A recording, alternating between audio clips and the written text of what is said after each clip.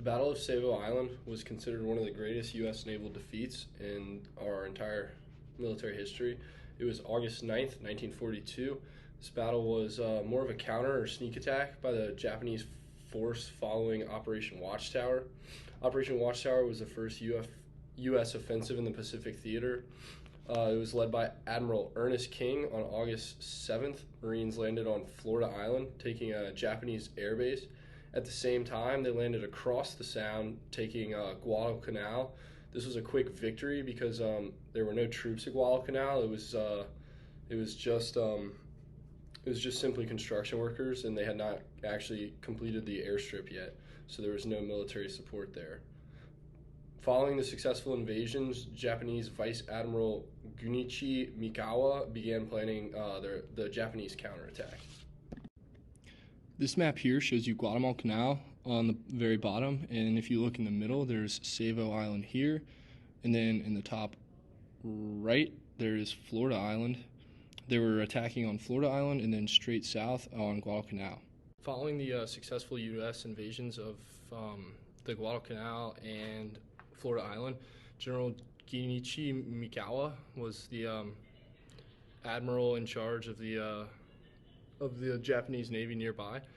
He immediately started planning a counterattack. First, he planned on sending different bombing raids to try and attack enemy ships, or United States ships and landing craft, to disrupt them and have effective attacks. The first bombers sent in were ineffective. They were flying high and they didn't have their preferred weapon, the torpedo, because they were armed for a different raid and they didn't want to risk missing an opportunity, so they just sent them with regular bombs. They dropped these bombs from above the clouds, and since they couldn't see the ships very well, they were inaccurate and scored 0 hits. The second bombing raid, they flew with torpedoes, which was the preferred weapon, and they flew very low to the water and would try and drop these torpedoes and hit U.S. ships with that. Unfortunately, these raids were also unsuccessful unfortunately for the Japanese.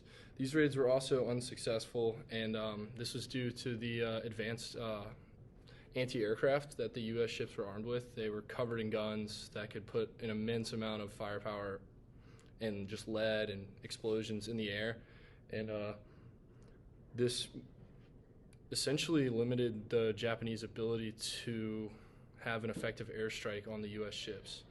They did have 2 successful hits, 1 torpedo hit on a U.S. destroyer, and then another plane was so badly crippled or destroyed that it dive bombed and crashed into a U.S.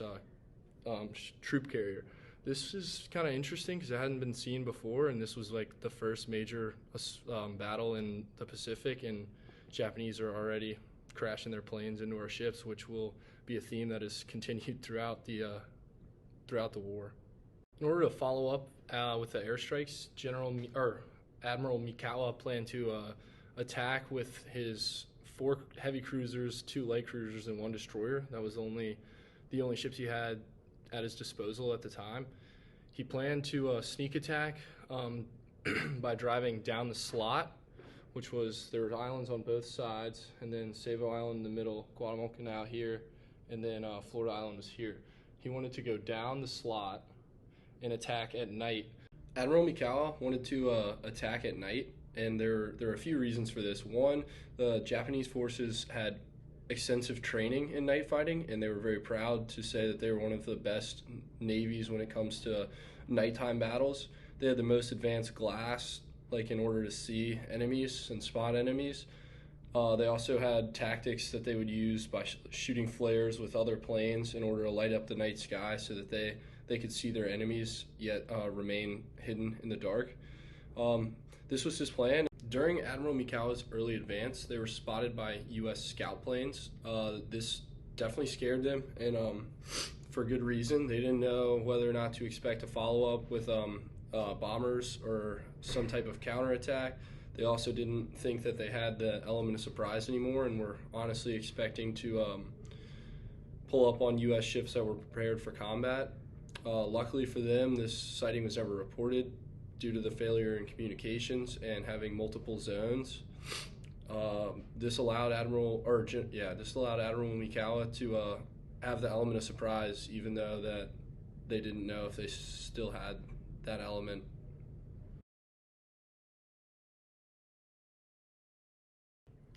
Incredibly luckily, the Japanese made it all the way down the slot undetected, and as they approached Savo Island, the U.S. had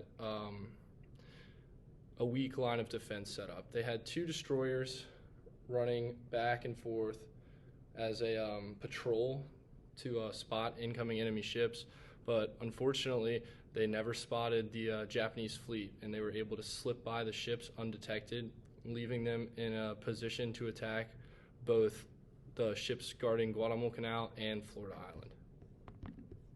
The Japanese successfully achieved surprise, and they sent planes ahead of them. Some of the Allied troops thought that they were friendly planes and weren't really sure, and then eventually these planes started shooting flares off over the Allied ships, which allowed the Japanese to see them. They first attacked the southern post of U.S. ships, which was closer to Guatemala Canal. They attacked them. This was kind of a strafe or a skirmish. Multiple ships on the U.S. fleet took damage, and the Japanese took very minimum damage. After this, they bank hard west and hit the ships at Florida Island. This is where the devastation really begins. They were able to lay into the ships. The U.S. took heavy casualties, losing 1,077 men and having 709 wounded. They lost 4 heavy cruisers and another was damaged. 2 destroyers were also damaged. The Japanese had very minimum casualties. They had 3 damaged ships and only lost 35 men, having 51 wounded. Although this was a very tactical was an extremely tactical victory for Japan, it was not a strategic victory. They weren't able to take back any land, and though they did do significant damage to the U.S. Navy, it wasn't enough, and they didn't take any carriers. So moving forward in the war, this victory had little to no effect. The victory was Japanese. That's kind of undeniable. It was one of the biggest defeats in U.S. naval history. However, a lot can be learned from it. Obviously, the flaw in communication really screwed the United States. They would have known an attack was coming, and they could have probably taken those ships out with airstrikes alone and never lost or damaged any naval ships. It also shows flaws in the ships. There were certain parts of the U.S. ships that would explode and catch on fire. They had planes on them, and when that got hit, they would, especially on the destroyers, they would just go up in flames. So there's some things to be addressed technologically. It also put emphasis on having air defense on your plane or on your ships, because the anti-aircraft was incredibly effective and protected most of the U.S. ships when they were being attacked by the Japanese airplanes.